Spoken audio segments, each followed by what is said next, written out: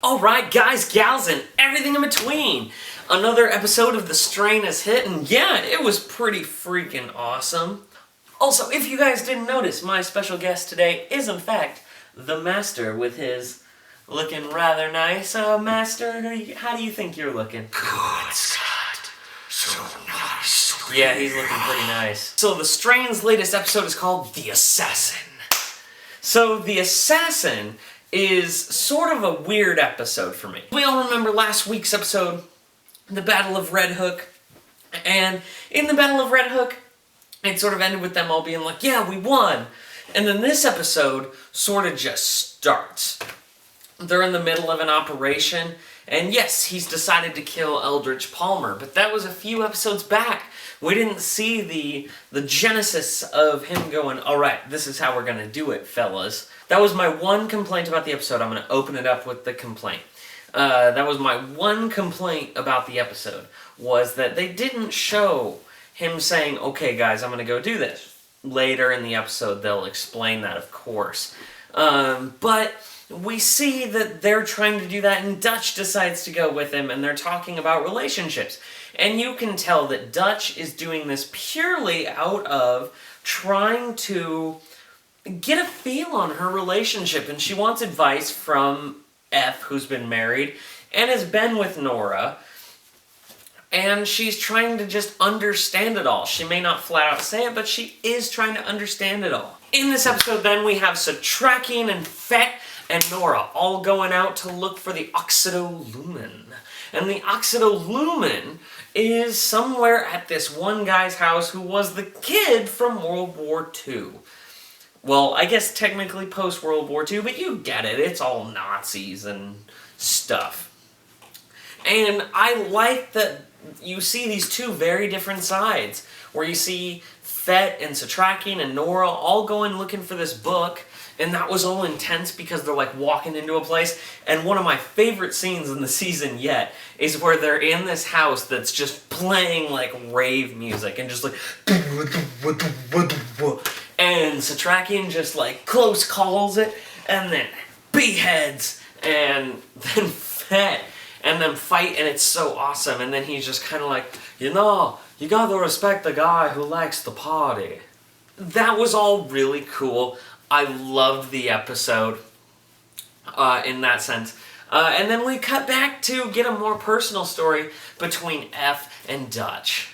Dutch really is sort of bothered by this. She doesn't know what she wants because there's that kind of sketchy lady, and then there's Fet. And I just want to say, Dutch, go with Fet. With the meat of the episode is when they attempt an assassination on Eldridge Palmer's life, which I guess, spoiler alert, they don't do. But I love the scene. It's so intense. You ever play the Sniper Elite games? The Sniper Elite games are awesome. And like, you're playing it and you're like, okay, I got him. They're not seeing me. Bam! Oh, that was intense. So you're watching this episode as Dutch kind of is just like, you look really cool right now. And F's like, oh, well, thanks. And they're sitting there and they're lining up their shot, and F's getting impatient, and Dutch is like, wait for it, and then they see their opening, but she's got the binoculars and he's got the scope, and she's like, now, and fires, and you just see Eldridge Palmer hit the ground, and then you see blood on the window, and he's like, okay, I'm gonna make sure we got him, and then they're going, but they get captured. And then one of my favorite commercial break scenes is where all of a sudden they pull him up and they look at him and they're like, you're okay. And there was a lot of crowd going on, there was a lot of mysteries, and then Coco, like, has blood, and he's like, wait, if I'm okay, and he looks, and he sees the blood on the window, and then he sees Coco just laying there, all, like, dead like a slug, and he's like, Coco! Which, backtracking, like, 3 minutes of screen time, it's not just bang your secretary kind of feelings, like, Eldridge Palmer has feelings for Coco, and you can kind of tell that there's feelings back. And I actually really like that, because it's not just a matter of like, oh, I need something on the side. It's actually genuinely, he has never had a relationship experience, and that is fantastic. And so they're in surgery with her, and they said she might not make it, so Who do we get? But I-Course is like, oh, such a shame. And he's like, no, you bring her back or I'm done. And he gets mad, but he disappears. And more into that later. Satrakian and them. And Fett hears on the radio 2 suspects in custody. And Fett remembers that they plan to assassinate Eldridge Palmer because of what F said. And he's like, that's F and Dutch. We need to go now. And Fett's like, oh my god, we seriously have to go, guys. And then Satrakian pulls like this ultimatum. He's like, no, I'm not going because this is more important. And if anything, we should be commendating him for what he's done. All of the sudden, they're sitting there conflicted. And he has to go back and fix this. So he does. He drives back. They're on their way to free F. And now, one of my most memorable moments in the book was when F is released from custody in the fall and goes to have lunch / dinner, depending on what time you want it to be, with Eldridge Palmer. And they talk about their lives. And I have to say, they changed it in this book unless they add it later, which I doubt it based on the way this episode ends. But Eldridge Palmer comes to visit him at jail, not take him to have a final meal per se, because in the books they put F to death, essentially. And he's like, oh, this is bad. And then Eldridge Palmer's like, okay, so let's have a conversation here. And he's like, did Satrakian put this up to you, to this? And it's so intense and personal. And it's more realistic that he's having a conversation at the jail, but it's not the original scene. Is that okay? Yeah, I'm actually okay with it.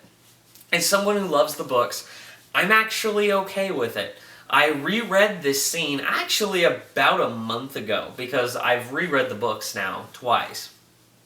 I've reread the books, I'm okay with the change that they made, where he's meeting him at jail, because in all reality, we're trying to go with realism for the most part. I mean, there's some ethereal moments with, like, your special blood. So generally, the realistic response is, yeah, you can't take him to your house who tried to kill you, but you sure can, like, have a chat with him while he's in his jail cell.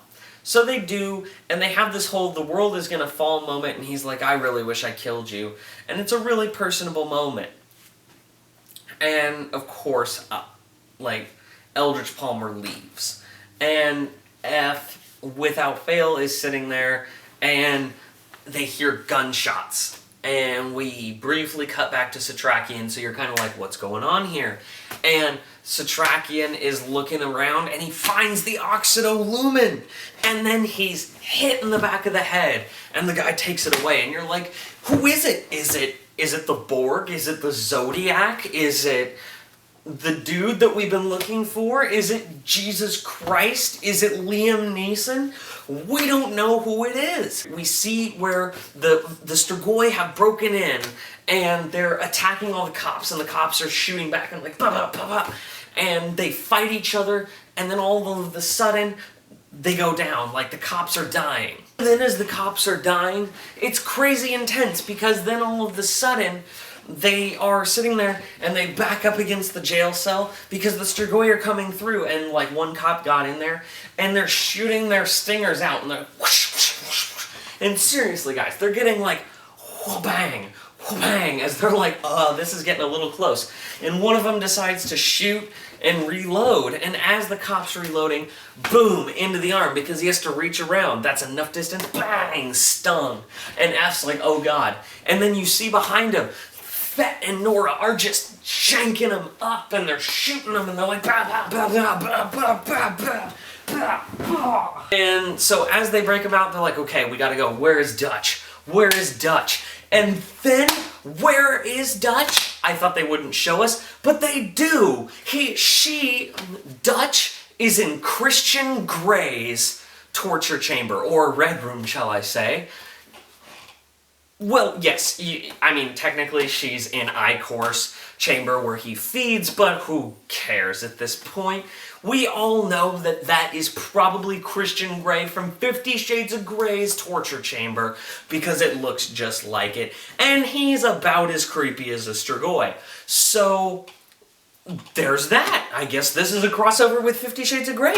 But either way, you see the terror in her eyes, and I'm like, seriously, where is the BAU from Criminal Minds during this? They should be rescuing her. As we go, this episode was a much different episode than the previous episode.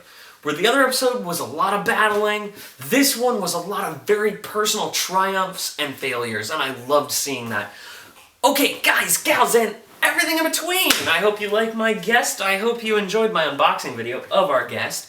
But secondly, I also really am excited. We only have like 2 to maybe 3 episodes left in the season. And I hope you liked it. Don't forget to like and subscribe. If you are a Doctor Who fan, I will have Doctor Who videos of the latest season up about the day that they're released or the day after. So I hope you enjoy. Don't forget to like and subscribe.